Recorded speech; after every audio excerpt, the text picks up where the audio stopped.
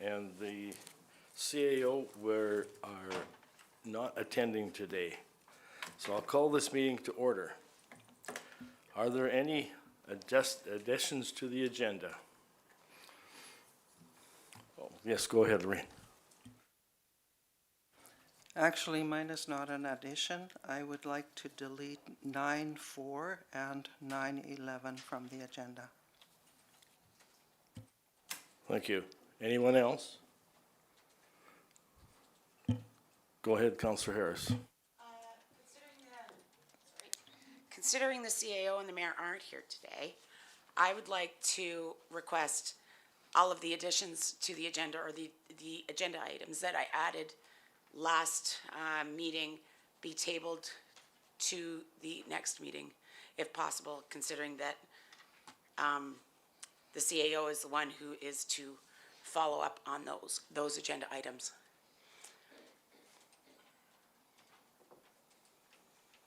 Okay, specifically, you're talking about 9.1 to 9.12 and 10.1 to 10.6, pardon me. No, 10.3, 10.4, 10.5, and 10.6, and notice of motions 15.1 to 15.4. Okay. Yes, go ahead, Councillor Decision. I'd like to make a motion that we move 8.1 food cycler to above finance, as this is a Zoom meeting for a gentleman in Ontario. Okay, any other additions or anything? Excuse me, Council, you have contradicting motions, just so you know, because Councillor Berry has requested 9.4 and 9.11 be deleted, and Councillor Harris requested that 9.1 to 9.12 be tabled. So you'll have to make a decision on what you're going to do with those two motions that are in conflict.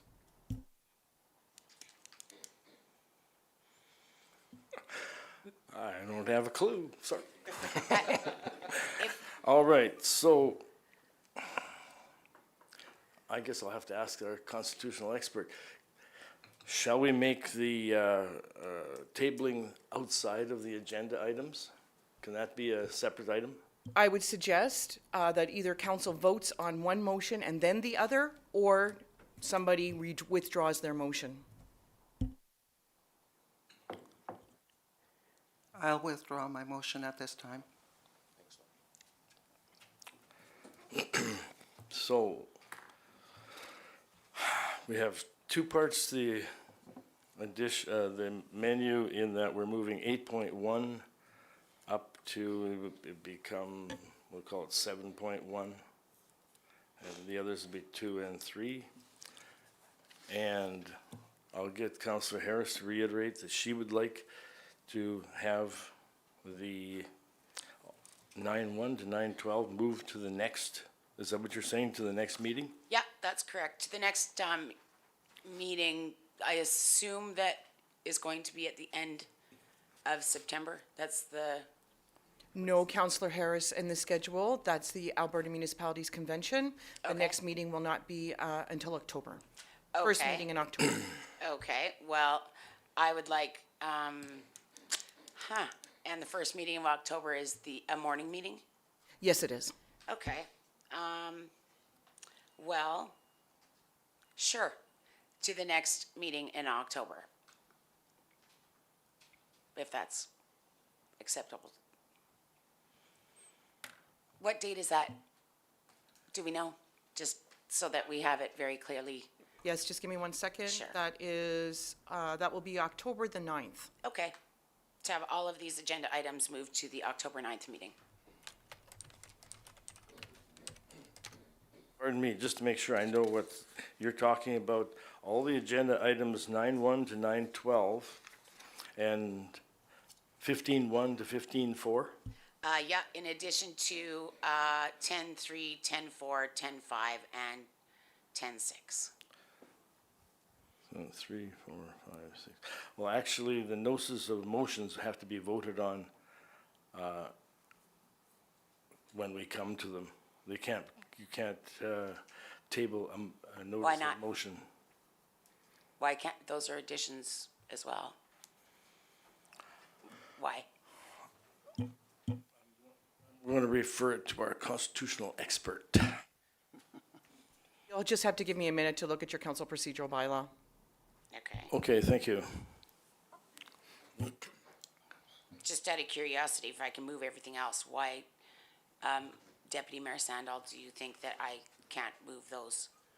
Well, because notices of motions are on the agenda as action items. Normally, you don't move action items. Okay, I suppose then we'll wait and find out. The only thing that the notice of motion says in council's procedural bylaw is that a notice of motion given at one regular council meeting will automatically appear on the agenda of the next regular council meeting unless otherwise stated. So that's exactly what you did. Notice of motion were given at the last meeting. It's now appearing on this council meeting. So are you saying we can't move them, or we can move them? Your council procedural bylaw is not clear on that. Okay, So, pardon me, we're not going to move them. We'll deal with the notice of motions today. So right Sure. now, we have a motion. Can I have, entertain a motion to adopt the agenda as modified? I'll make that motion. Thank you, Councillor Kozak. All in favor? Carried.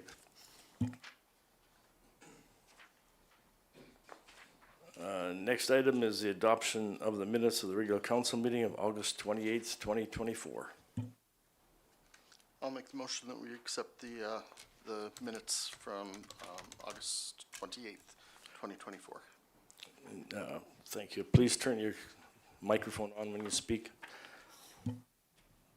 All those in favor? Carried. Thank you. Council, just give me a second then to get the Zoom ready. Yes, sorry, go ahead.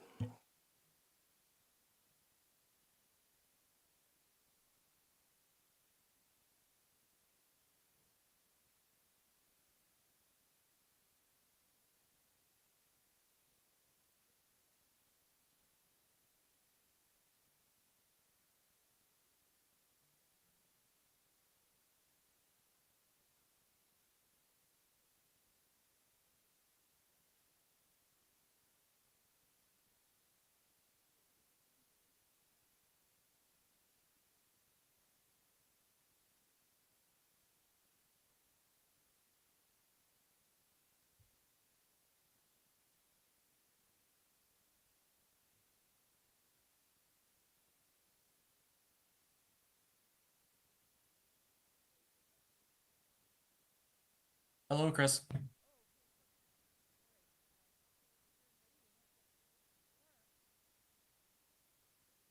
I can't see them, but they'll be able to see me. And okay, if things are all ready, I'll just share my screen here and I'll get started.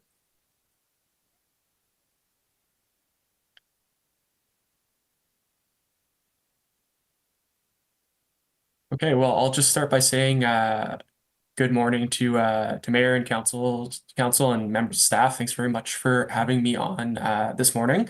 Appreciate you accommodating me virtually, and I'm sure the tech will all go smoothly. And yeah, excited to present our program here. So my name is Jacob Hanlon. I'm the Municipal Solutions Manager at Food Cycle Science. I'm happy to present our program here. I know that the town currently has a food cycler unit. I believe it was on display at the Meet the Community event last night. I've also been coordinating with Chris for a good portion of the past year. So yeah, really excited to present our program here and provide the opportunity for the residents of Gibbons to have a food waste solution. So for a little bit of background about us, you may have heard of our company and of our programs. We have quite a few programs across Canada, which I'll get to in a little bit, but Food Cycle Science is a Canadian company. We are based out of Ottawa, and we are 100% focused on food waste diversion solutions. So we do this using our innovative technology, which is the Food Cycler.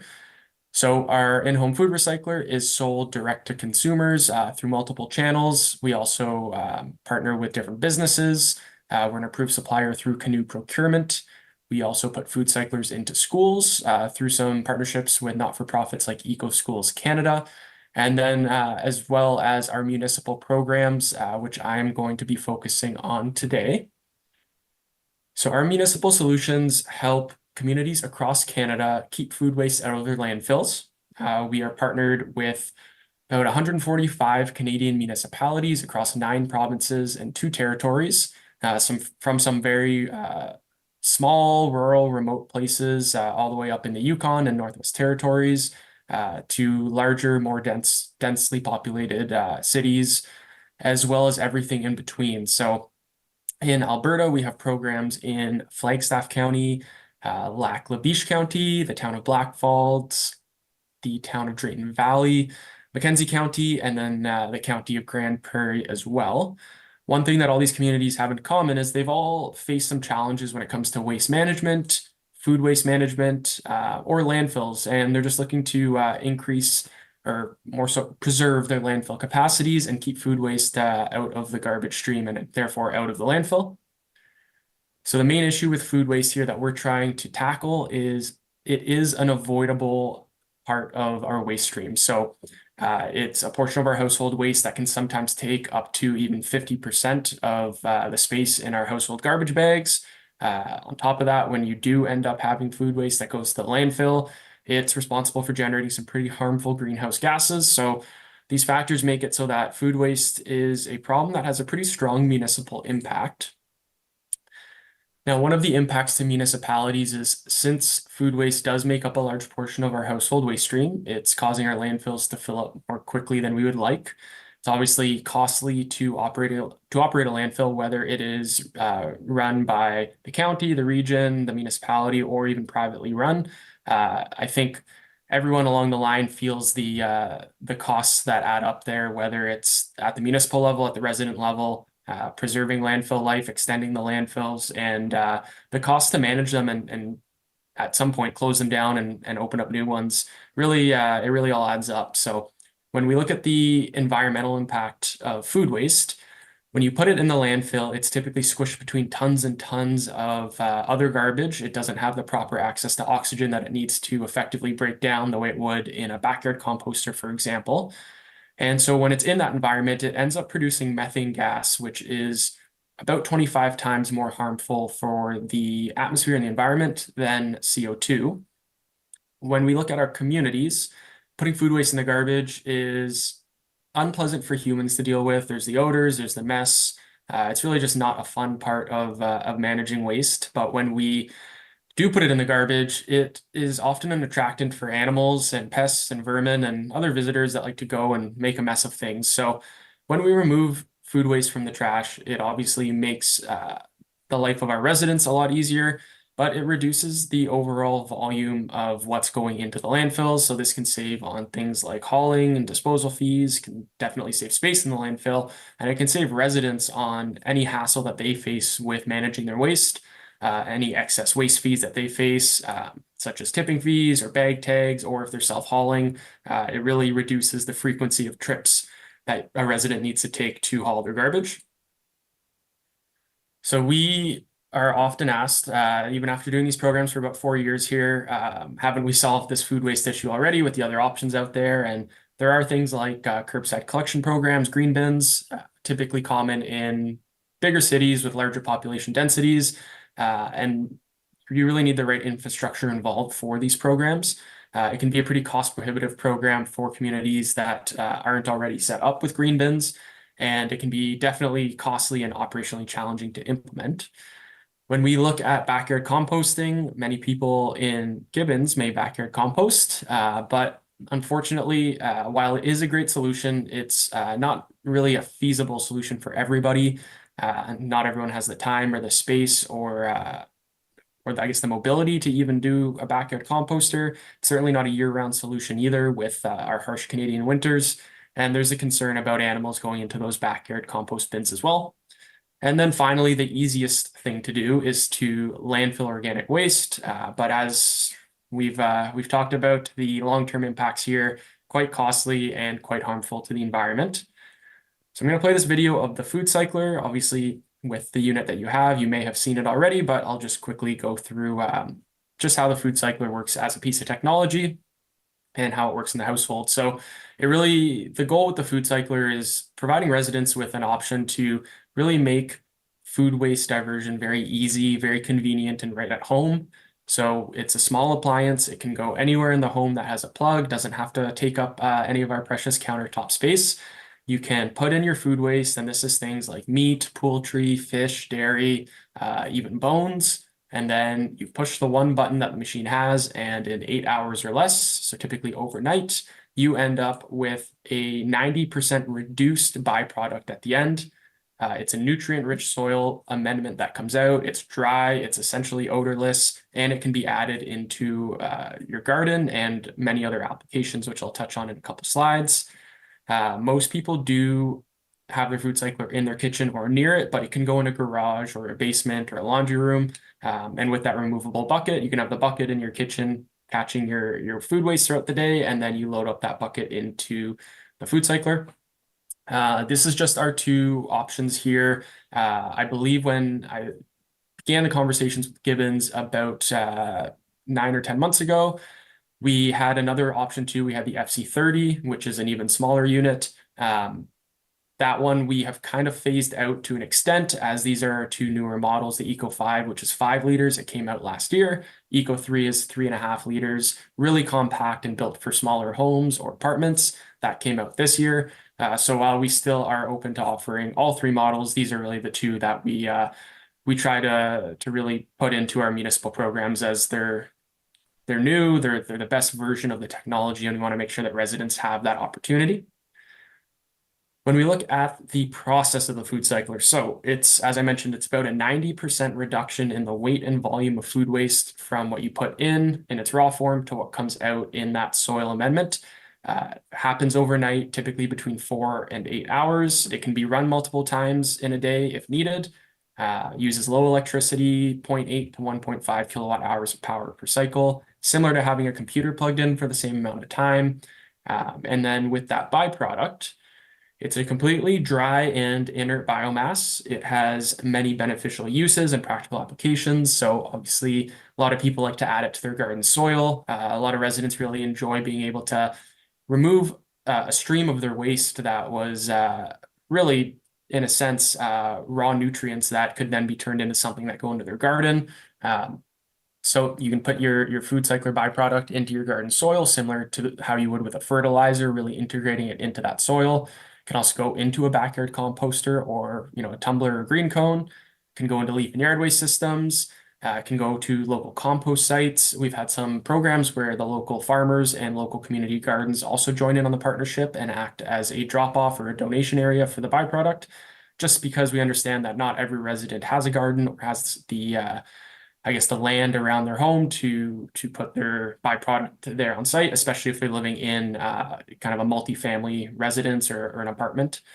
And then lastly, the byproduct can also go into green bins or organics processing facilities as well, if those are available. So from an environmental standpoint, the food cycler is a net negative carbon solution. And what this means is similar to using solar panels or planting trees. Over the lifespan of the food cycler, when you're using it to avoid bringing food waste to a landfill, you're actually avoiding more greenhouse gases in that whole process than you're creating. The same can't necessarily be said about other municipal operations like waste collection, where you're putting trucks on the road and taking waste to facilities that are emitting CO2 as well. When we look at the economic comparison of the food cycler compared to the more traditional waste management method of collection, the traditional method is quite the heavily burdened system. There are unrelenting costs. There's trucking, there's labor, there's maintenance. It's just a really heavily burdened cycle. Whereas when we look at the food cycler as a solution for food waste, it's a decentralized approach. You're providing residents with the opportunity to manage their food waste right at home.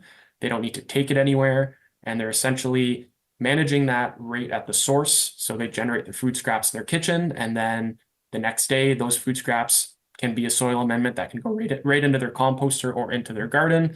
You avoid additional labor costs, infrastructural costs. There's no trucks going on the road for this. So it's really a very I guess, non-traditional method. When we often think about managing waste, we think about it has to be collected or driven and taken somewhere else. But when it comes to food waste, you can really manage it right at home, and it doesn't have to leave the property. So I mentioned we are working with many municipalities across Canada. One thing we've learned is whether they are those really small rural towns or medium-sized communities or large cities, residents are quite interested in having this type of solution, especially when they didn't necessarily have an option for managing their food waste to begin with.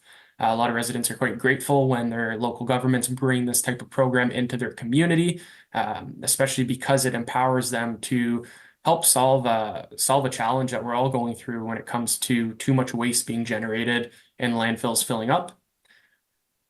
So with our municipal programs, part of the pilot program is we administer out a survey to residents. So we've had over 80 municipalities that have wrapped up their pilot programs, and over 10,000 households have filled out these exit surveys. This is just a snapshot of those results, but across the board, these are the results that we've been seeing. Participation rate, it's obviously an opt-in program, so the residents who are joining their municipal program, they're people who are typically interested in something like this or really see a benefit to this. But that being said, 98% of residents who use a food cycler in a municipal program report that they're going to continue using it moving forward.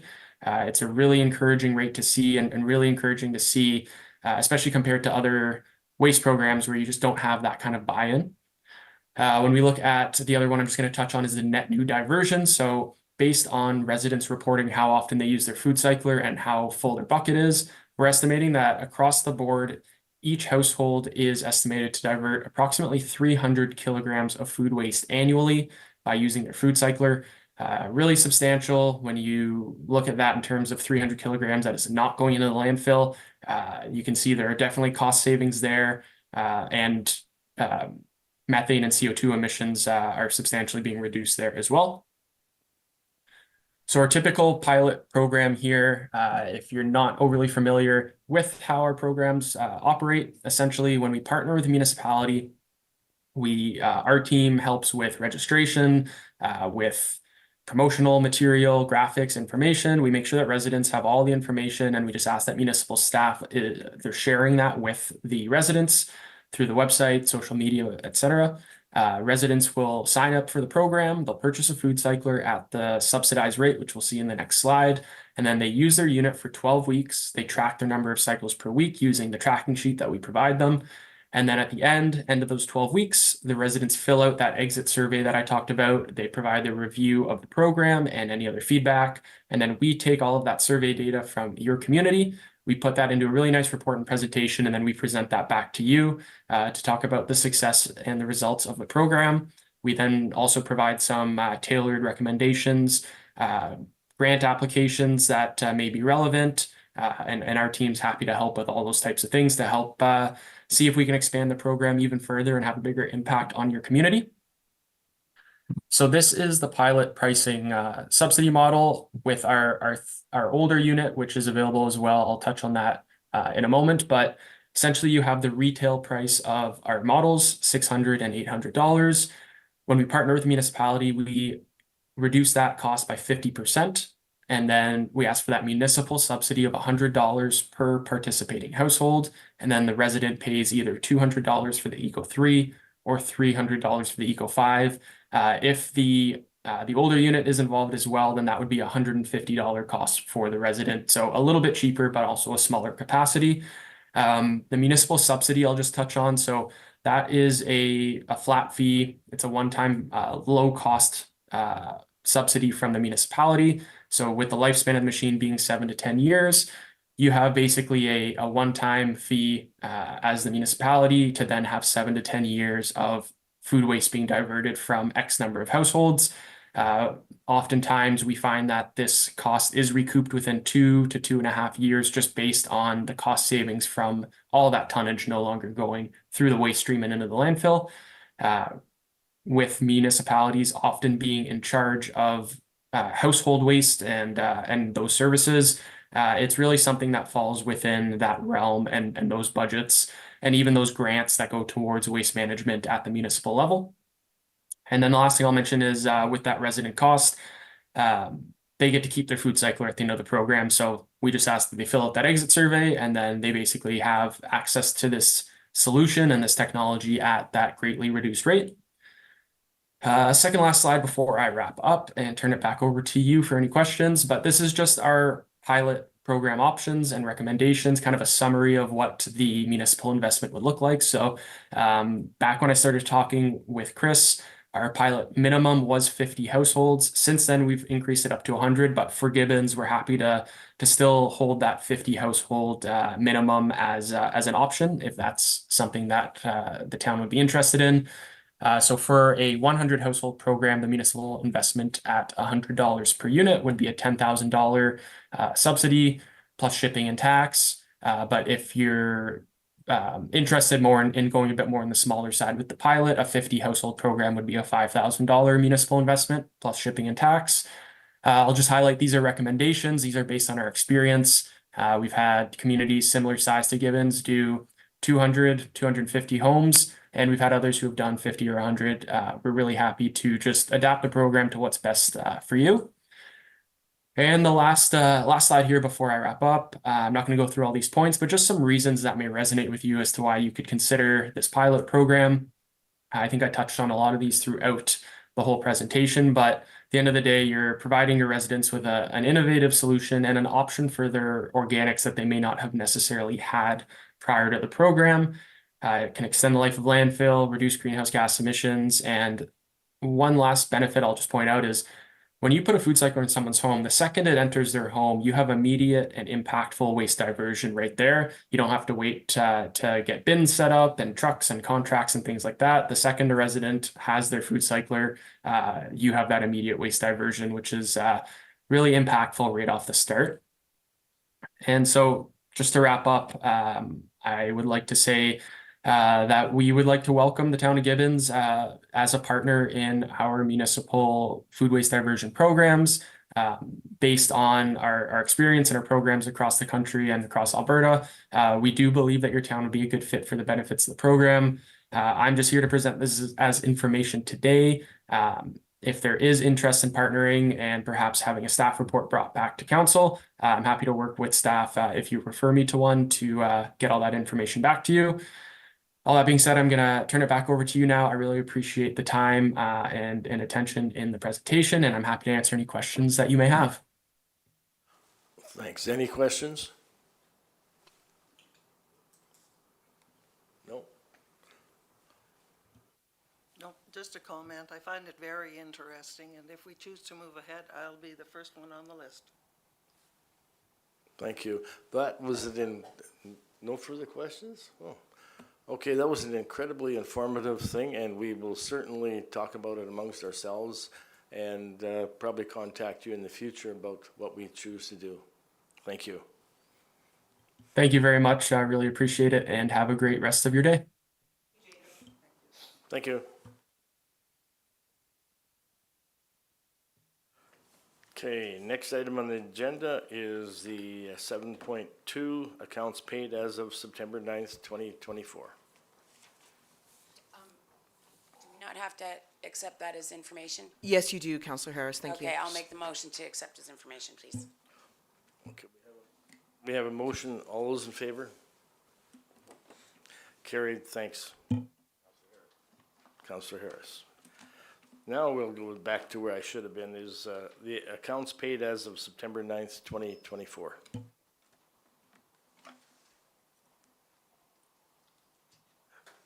Councillor Melanti. Go ahead and put forward the motion. Thank you. Any questions? Councillor Harris. I have a couple, thank you. Does anybody have an answer as to why we are paying Trinus almost 3 times as much as we have been in previous years? That is our, I believe our internet, or our, pardon me, our town security for our, right, I assume? Trinus Technologies is our, Councillor Harris? Yeah. They're our IT service. IT, thank you. So Have an- we have a monthly contract with them that was Yeah. signed, I believe, about a year ago. With that is we purchase our computers, laptops, and then get the support that we need on an ongoing basis from them. They come out to the office on a monthly basis as well. Okay, but I'm just asking why the amount that we pay per month has tripled. I would have to bring that back. I don't know at this time. I wasn't in the meeting when the contracts were looked upon, so I'd have to bring that back to you at the next council meeting. Okay, if you don't mind that, yeah, I've noticed that, the previous, agendas that I went through for the years prior, it is substantial, like, we used to pay $300 to $3,500, give or take, and now it is $10,736 for this month, so. I know that now includes our fire department, our public works, our GFRC, the GCC, and the town office. So at one time, all those departments weren't included. So I know now that all those different departments are now with Trinus. Okay, who did it for them prior to?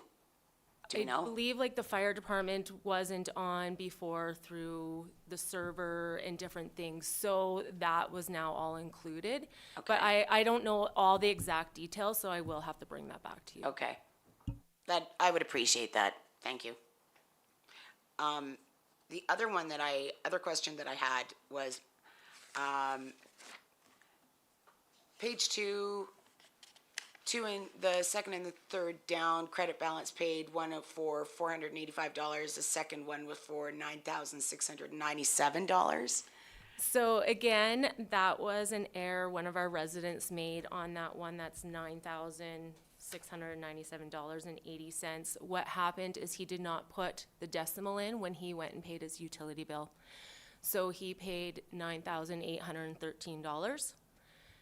And so On a utility bill? on a utility bill, he did not put the decimal in when he was making his payment. So Cindy caught the error and contacted the resident, and they were very grateful, and we had to reimburse him Wow. Okay. that amount. The 485, I would have to see if that's a credit balance owing back either on a tax or a utility account, but it could be that a resident had a credit balance on their account. Okay. And they've moved out of town, therefore we have to pay them their credit balance back. Okay, would it be possible when we have, items such as this listed on the accounts payable, instead of credit balance paid, could we put what the credit balance was towards? I mean, the redaction is, okay, that's fine, but Yeah. at least if we have credit balance paid, tax overpayment, utility overpayment, that type of thing, then I don't have to ask you. Okay, I can take that back. That is something that is automatically in there with Yeah. our Catalyst system. Sure. So I can look in to see if we can get that description changed. I can't say for sure, though, that Okay. we will be able to. Yeah, it's just more for like a description for, us and the residents who have access to that. That's fine. Thank you. That's all I have. Any further questions?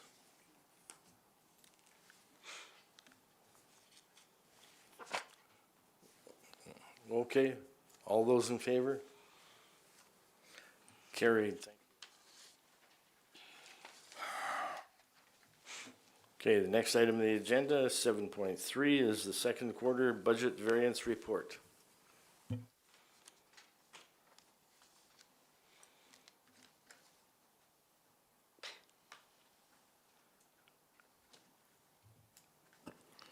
Oh, thanks, I'll move we What? accept the budget variance report as presented.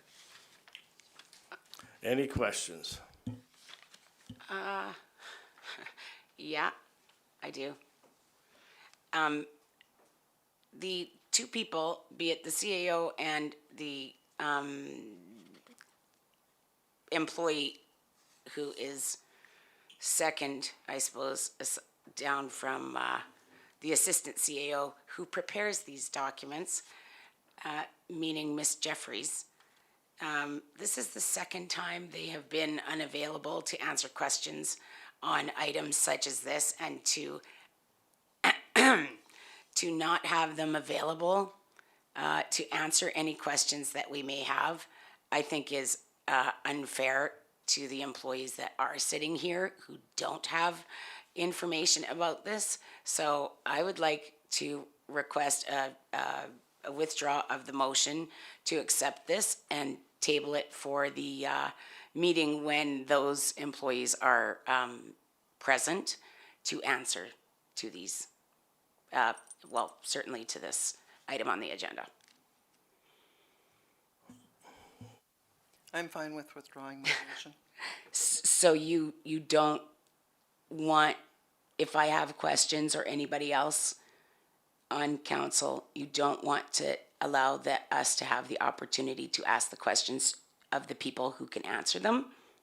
No, I am withdrawing my motion to approve this, which means that if you choose to table it till the next meeting, I'm comfortable with it. Oh, I'm sorry. Okay, thank you. I would like to make a motion then to table this item for the next meeting that one of those two employees are at least here to answer to. Okay, so we have a motion to table this item. All those in favor? 1, 2, 3, 4, 5. Opposed? That motion is carried. Thank you.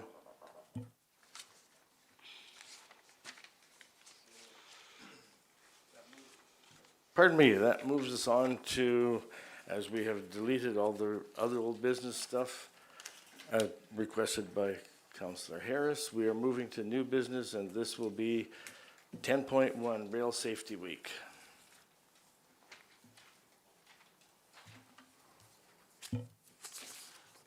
I'll entertain them. Deputy- Oh, sorry.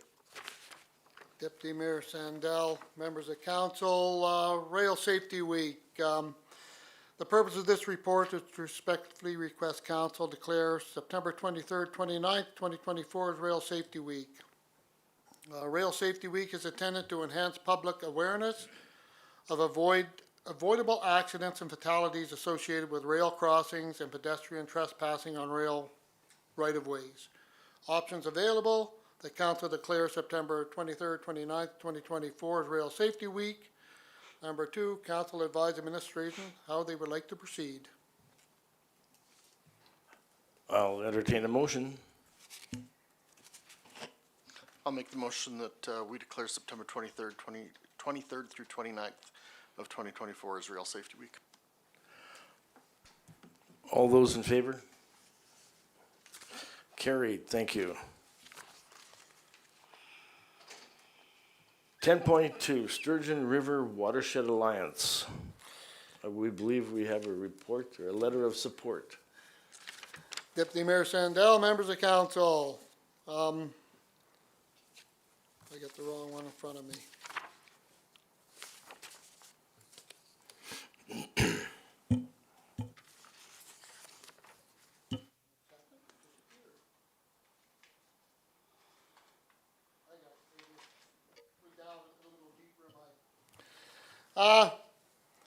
The purpose of this report is to respectfully request that council give consideration to providing a letter of support to the Sturgeon River Watershed Alliance. The background: as per the attached information, Sturgeon River Watershed Alliance, SWRA, is applying for an Alberta Community Partnership Grant to continue and further develop the Sturgeon River Watershed Alliance and implement the SWRA Watershed Management Plan. To assist them in their application, SWRA is appealing to member municipalities for a letter of support in their application. Options available: the council supports the application for funding to the Alberta Community Partnership Grant Program, which will enable the continuation and further development of the work of the Sturgeon River Watershed Alliance and the implementation of the SRWA's Watershed Management Plan, WMP. 2, the council advise administration how they would like to proceed. Councillor Melanti. I'd like to put forward the motion that council supports the application for funding to the Alberta Community Partnership Grant Program, which will enable the continuation and further development of the work of the Sturgeon River Watershed Alliance and the implementation of the SRWA's watershed management plan. Thank you. All those in favor? Carried, thank you.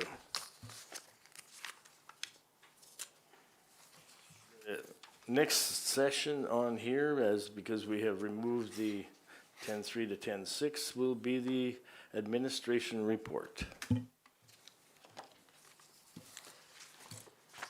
Deputy Mayor Sandell, members of council, I guess we will start off with Stephanie. Deputy Mayor, members of council, our Meet the Community Night was the largest one ever. This number is actually wrong. We had 59 groups last night and organizations and 12 vehicles at our Touch a Truck event. I just want to thank all of our groups, businesses, residents, and staff that participated. It was extremely well attended. I heard lots of positive feedback, and we are excited to bring it back next year. So thank you for everyone that came out to that wonderful event. Our recreation programs are beginning the third week in September. Our youth center has been very successful with our new full-time employee. We are hitting capacity quite often, which is great to see. Our GFRC is seeing a large increase of at-risk clients currently. It's that back-to-school time. There's a lot of need in the community just as an awareness piece. And some upcoming events. We have our Truth and Reconciliation event on October 2nd and our Seniors Conference on October 3rd. And just a reminder to look at our monthly newsletter and our website for more event details.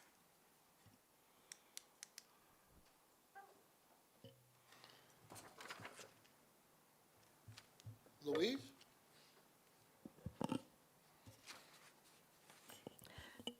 Deputy Mayor Sandall, members of council.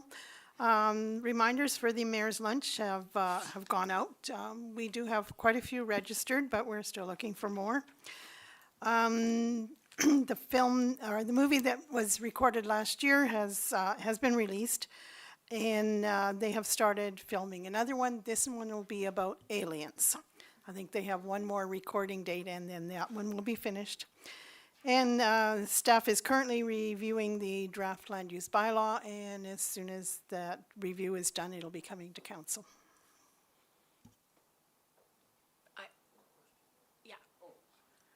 Go ahead, Councilor Harris, sorry. Thank you. 2 questions. Does anybody know where our audit is at? Anybody? No? That's okay. For who's that? Our audit. Just a moment. You can't answer that question right now. We're going through the reports. Yeah, If you yes. want to ask a question, you'll need to wait until the report comes that is Well, pertaining to the it's question you have. usually under corporate service department. Oh, Councilor Harris, I missed her. I'm gonna you're bring her gonna, up okay, good. Then I have a question for planning and development as well then. The last meeting, I had asked about the development permits, and I had made several requests through the mayor, council, and the CAO for a number of development permits, development permit as well as any amendments to a particular development permit. Did you happen to get that request? I assume that you're the one who would be providing that. Anybody? What request was that for again? I requested to see a particular development permit, have that forwarded to council and I understand that they're public documents. That's what we were told last meeting. And so I had sent several emails requesting to see a particular development permit as well as any amendments. So I'm asking if that request was forwarded to planning and development. Councilor Harris, we have that development here along with the minutes of the meetings that, if you would like to see that, we can definitely have that. No, I asked to see the specific development. It's there, it's here. You If you have want to it? see it, we can hand it to you right now. And all of the amendments as well? Yes, Yeah, everything is there. the whole package is right there. Oh, okay. I'm just,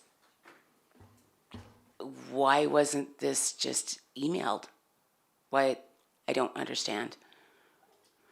Because What's we just got happening? it all together yesterday. Okay, when was this gonna be presented? During your, report, I assume? We were waiting upon request again, so.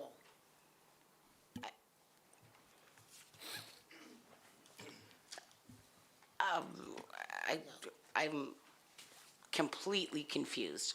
Why wasn't this just, I sent several email, I mean, I don't care either way, that's great.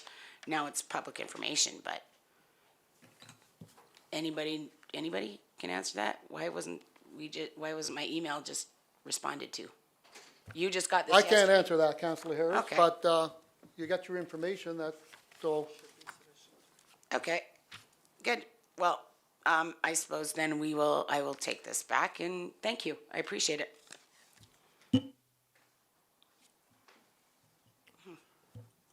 Tara, I forgot you, sorry. Good morning, Deputy Mayor Sandel and Council. So in corporate services, the two properties that were slated for tax sale have been entered into tax repayment agreements.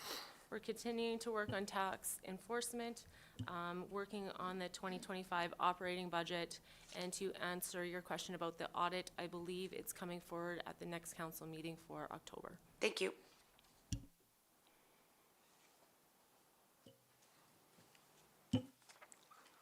Go ahead.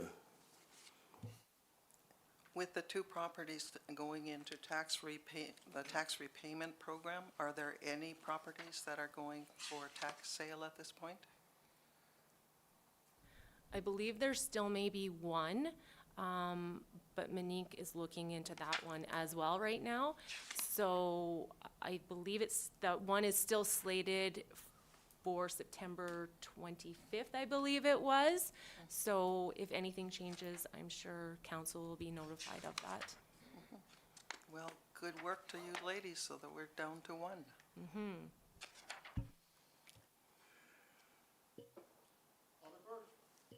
Public Works, Curtis. Good morning, Deputy Mayor Sandell and Council. Public Works for the past few weeks. Water main installations ongoing as appointments are made. Concrete work is now complete for the season around town. Grass mowing and tree planting is ongoing. Currently, we have just under 200 trees roughly left to plant for this year. Thanks.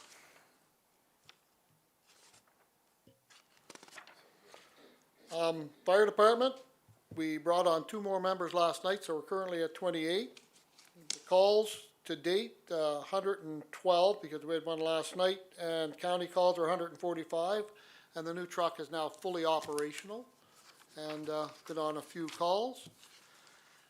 And on to Heartland Station, Loblaws is on date. They may open a little earlier, but we'll believe that when I see it, because I never believe anything till I see it happen. And the street lights, I'm pretty sure will be operational by next week. They were just doing the final power hookups to them, and they should be doing some testing. Thank you. Any further questions?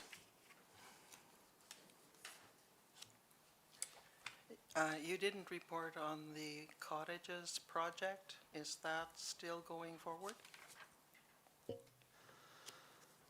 Councillor Berry, the cottages project is on hold for now until everything is sorted out.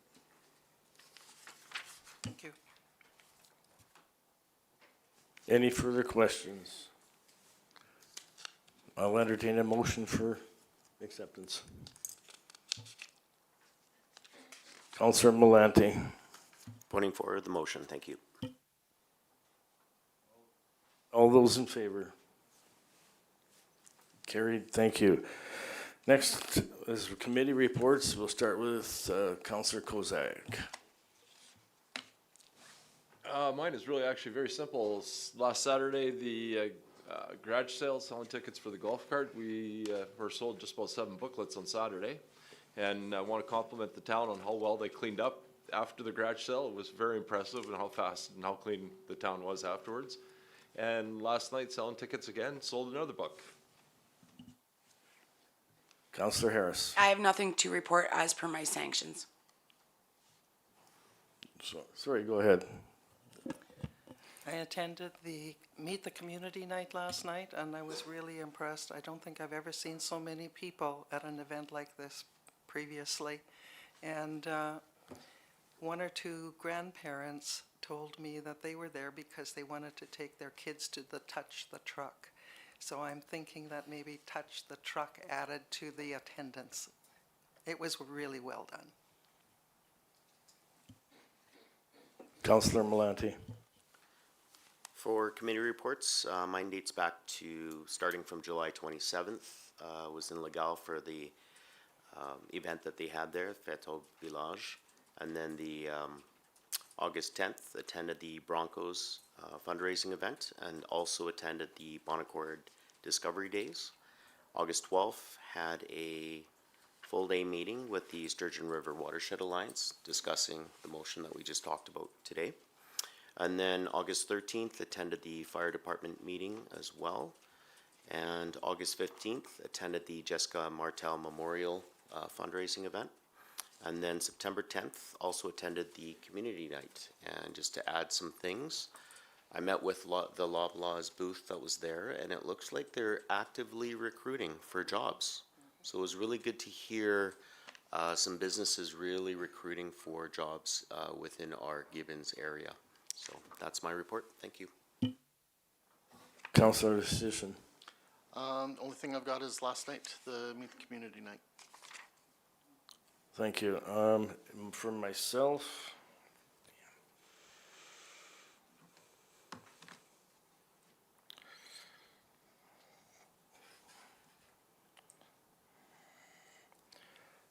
I can't get this thing to read everything I want. Okay, sorry. September 4th, I attended a victim services meeting. September 6th, I was at the Alberta Industrial Heartland meeting. Last night, I was at Meet the Community Night, which was incredibly more people than I have ever seen them. I'm going back, I'll refer to victim services. I'm not sure if anyone knows, but victim services at the end of October will no longer exist as it presently is in Sturgeon Victim Services. The province has decided to divide the victim services into 4 separate regions for the province.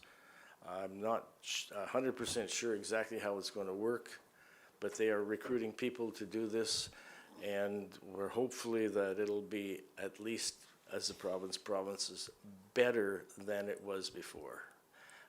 The previous one was attached and worked with the detachment in Morinville. Now it's like a quarter of the province from almost, trying to think, this area here is almost from the territories border down to Red Deer, and from Saskatchewan all the way across to maybe North Edmonton or something, because they divide it in 4, so lots of bureaucracy. Thank you. I will entertain a motion to accept this information.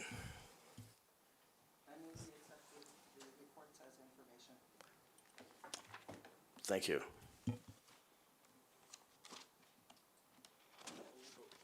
Okay, next. Get a vote on that motion, please? Oh, I'm sorry. Can I call the question? All those in favor? Carried, thank you. Okay, so the next session on the agenda is 15-1. Councillor Harris, you have a motion. Yes, thank you. I have a notice of motion that I'm going to put forward. Motion number 1 is that council direct administration to provide a detailed listing of all accounts payable made to vendors, consultants, and contractors for the period of January 1st, 2022 through to August 31st, 2024. This information will be made available at the September 25th, 2024 regular meeting of council. Should this meeting be canceled for any reason, the information will be available at the next evening meeting, meeting at 7 p.m., the regular meeting of council. Okay, we have a motion on the floor. Any questions? Can you not get all this stuff offline instead of having staff put it all together? No. I believe that all the information you may require will be available or is available on each report or agenda for the past time. I think it takes a a little bit of effort to find it all, but it has been presented in the past. Well, just like when Councillor Barry made the request to have a detailed outline of all of the legal costs that we have spent from the beginning of the term to the moment that she had requested it. I believe that her statement, and I can go back into the video recordings, I think it was, to have the public go through all of those individually, all of the agenda packages individually would be quite tedious. So I suppose I'm going to say the same thing. It would be quite tedious for myself as well as the public to go through what this would be, over 24 agenda packages and outlines. So yes, I am going to ask that the administration put a detailed listing of all of the vendors, contractors, and consultants together, just like the legal fees were done, because those also are available to the public on the accounts payable. Okay, nothing further. I will call the question. All those in favor? Opposed? Motion is defeated. Okay, my next motion, and I'm going to read it anyways, that going forward indefinitely, administration is to provide council a detailed listing of all accounts payable made to vendors, consultants, and contractors on a quarterly basis. Okay, any questions? Hearing none, I will, Oh, sorry, I'm just curious as to Go the ahead. purpose. I'm sorry? I'm just curious as to the purpose of this. So that we know how much we're paying to consultants, vendors, and contractors. But again, is that not in the financial statements every meeting? And again, I'm going to state that, like Councillor Barry requested, with the legal fees, it is easier to have them all compiled together rather than having to go through, because I will tell you, if this is defeated, which I assume it's going to be, I will do it. And I will present it to the public. I have a lot of time on my hands, seeing as I can't go to any other events council related. any further questions? Therefore, I will call all in favor of this motion. I would like recorded votes, please. Very well, recorded vote, please. I will ask for all those in favor. Seeing none, Oh, in favor. Sorry, a little slow on the uptake. okay. One in favor, opposed? That motion is defeated. Okay, motion number 3 that I'm putting forward. The council direct administration to provide a detailed statement, payables and receivables for the town's lines of credit for the period of January 1st, 2022 to August 31st, 2024. This information will be made available at the September 25th, 2024 meeting of council. Should this meeting be canceled for any reason, the information be available at the next evening meeting, regular meeting of council. And no, we do not have access to this information, just in case you're going to ask. Any questions? Seeing none, I will ask for all those in favor. Recorded vote, please. All those opposed? Motion defeated. 15-4. And again, my motion that going forward indefinitely, administration is to provide council a detailed statement for the lines of credit on a quarterly basis. We have a motion. Any Recorded, questions? please. Any questions? All those in favor? Thank you. All those opposed? That's a tie vote, therefore the motion is defeated.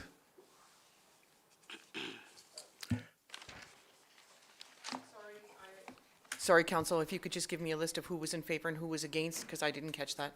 In favor? In favor? In favor, in favor. Thank you. Thank you. Seeing as our business. Sorry, can I just clarify, is the motion defeated if it's a tie? Yes. That is Yeah, correct. thank you. I declare adjournment.